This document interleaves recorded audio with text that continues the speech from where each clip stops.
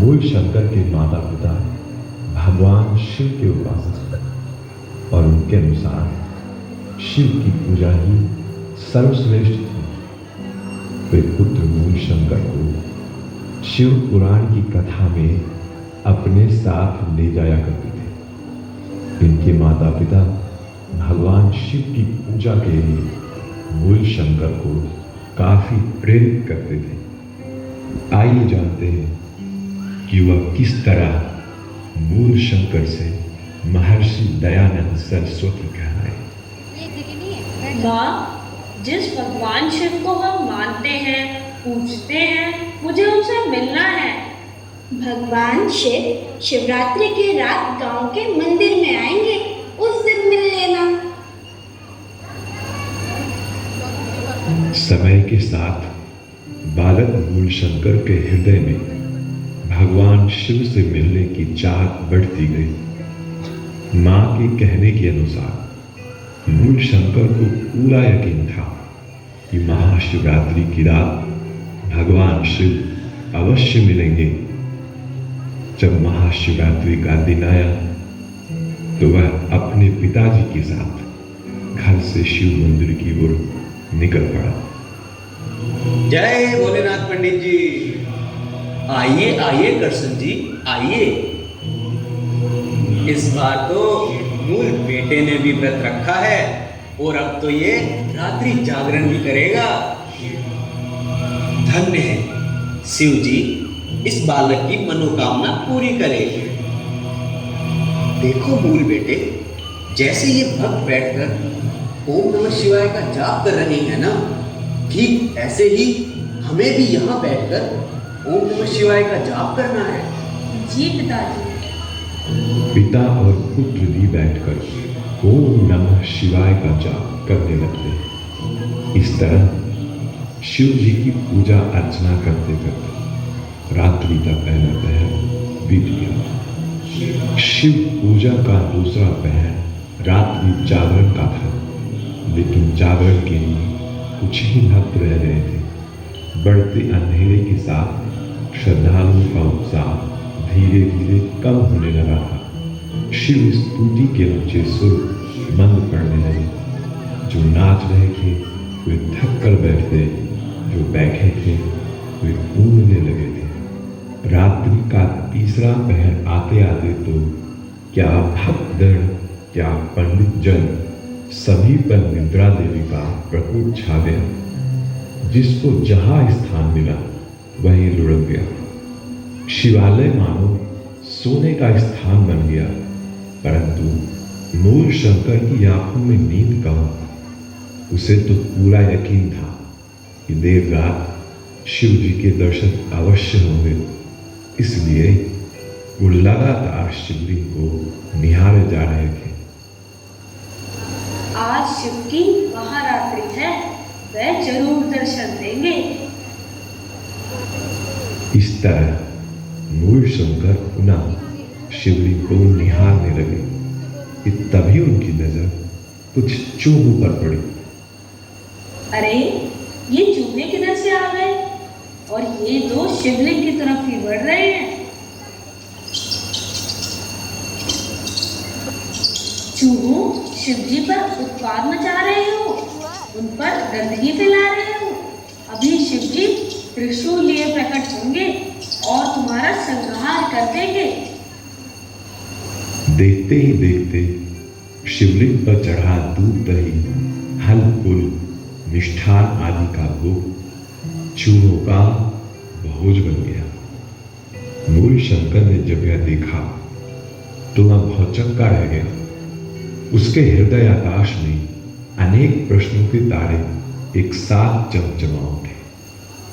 ये कैसे भगवान हैं जो अपने पश्चात तक की रक्षा नहीं कर सकते? इन दुष्ट चूहों का संहार करना तो दूर, ये सिर हिलाकर इन्हें भगा तक नहीं पा रहे। कैसे ये वही शिव हो सकते हैं जिनके बारे में पिताजी बतलाया करते हैं? वह तो सर्वशक्तिमान महादेव हैं। मेरे जीवित शिव यहाँ नहीं, जरूर कहीं और मिलेंगे। पिताजी उठिए, जल्दी उठिए पिताजी। क्या हुआ मूल बेटे, क्यों उठा रहे हो? वो देखिए पिताजी, कुछ चूहे शिवलिंग पर उत्पात मचा रहे हैं और इतना सब कुछ होने पर भी शिव जी प्रकट क्यों नहीं हो रहे? जो शिव स्वयं अपनी रक्षा करने में असमर्थ है, वो हमारी रक्षा कैसे करेंगे? बताइए पिताजी, बताइए। अरे बेटा, मुझे शाश्वत और चिन्मय शिव को पाना है, जड़ नहीं जीवन शिव का साक्षात्कार करना है। पिताजी, मेरे यहाँ मंदिर में बैठे रहने का अब कोई कारण नहीं रहा, कृपया मुझे घर जाने की अनुमति दें। इस तरह मन में कुछ प्रश्न और जिज्ञासा को लेकर मूल शंकर घर की ओर चल पड़े। समय का चक्र आगे बढ़ता गया। बढ़ते समय के साथ मूल शंकर की अध्यात्म धर्म के प्रति जिज्ञासा और बढ़ती ही गई। मूल शंकर अत्यधिक चिंतित तब हो गए जब अचानक से उनके चाचा और बहन की मृत्यु हो गई। इस घटना से वह इस गहन चिंता में डूब गए कि क्या सब इसी तरह मर जाएंगे, और वह स्वयं भी ऐसा कुछ करना चाहिए कि जिससे मृत्यु का दुख छूट सके। जीवन मृत्यु अध्यात्म और धर्म को समझने के लिए उन्होंने अनेक धार्मिक ग्रंथों को पढ़ा। इसके उपरांत वह समझ पाए कि जीवन की शुरुआत ही ओम गुरु के मिलने से होती है। इस तरह समय के साथ मूल शंकर के मन में वैराग्य की भावना और भी गहरी होती गई। घर वालों ने ऐसी दशा देखकर विवाह करवाने की सोची। इस समय उनकी आयु 22 वर्ष की थी, किंतु उन्हें विवाह में कोई रुचि नहीं थी। इसलिए मूल शंकर घर छोड़कर सच्चे गुरु की तलाश में निकल पड़े।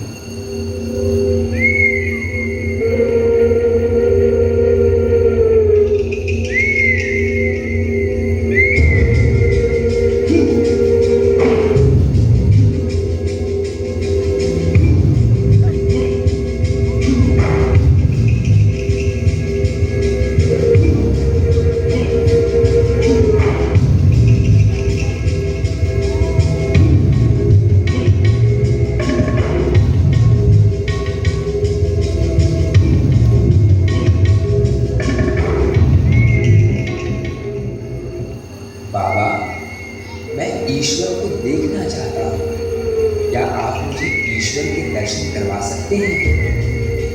खूब भजन करो, व्रत करो, जप करो, एक ना एक दिन भगवान दर्शन दे ही देंगे। पर बाबा, मैंने तो ग्रंथों में पढ़ा है कि गुरु ईश्वर के दर्शन करवा सकते हैं। आप करवा दो ना। अरे कितना हठी बालक है ये। अरे कोई समझाओ इसे। पहली कक्षा में होकर 12वीं कक्षा की बातें कर रहा है। कितना आसान है क्या ईश्वर को देखना? पहले खुद को शुद्ध करो, मन को साफ, तब कहीं जाकर ईश्वर की एक झलक मिलेगी। परंतु बाबा, किंतु परंतु कुछ नहीं, बच्चों का खेल है क्या? आ गए सुबह सुबह समय व्यर्थ करने।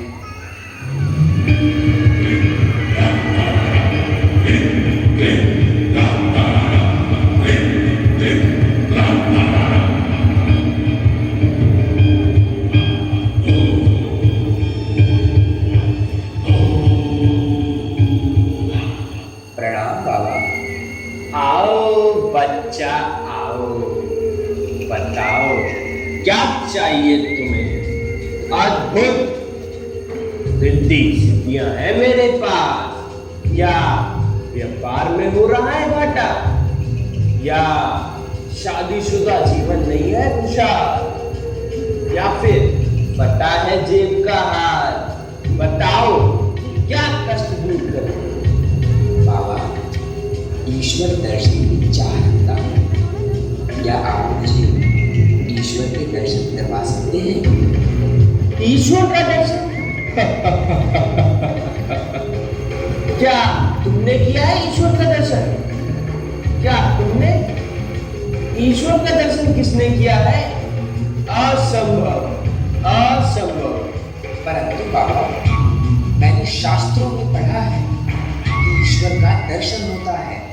मेरा समय बर्बाद मत कर। इस तरह जब अंततः उनकी मुलाकात उस समय के पूर्ण गुरु स्वामी विरजानंद जी से हुई।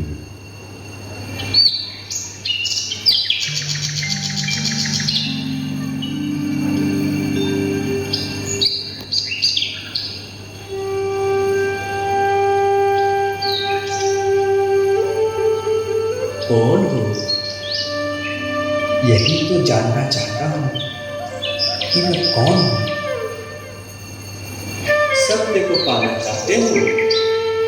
जी, मैंने अनेक धार्मिक ग्रंथों का अध्ययन किया है, अन्यथा मैं उसी ज्ञान की खोज में निकला हूँ जिससे भगवान को प्राप्त किया जाता है। अब इनकी आवश्यकता नहीं, इन सब की जरूरत यही तक थी। अब इन सब को छोड़कर जो मैं ज्ञान दे रहा हूँ, इसे लेकर आगे बढ़ो।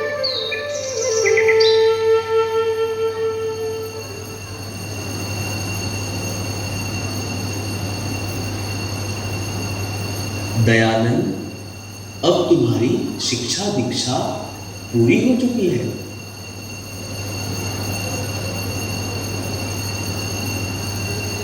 गुरुदेव, गुरु दक्षिणा।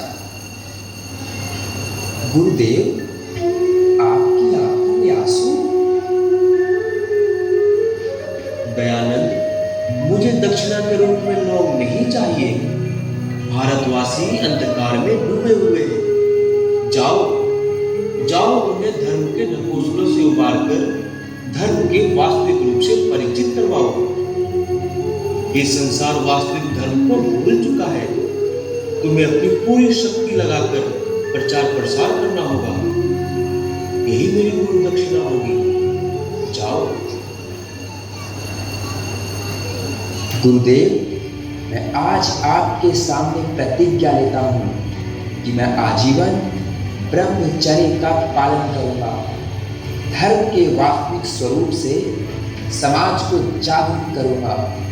अपने देशवासियों को पाखंड, अर्थहीन कर्मकांडों, कुरीतियों और अंधविश्वासों से आज़ाद करवाने के लिए मैं स्वयं को न्यौछावर कर दूंगा। आयुष्मान भव।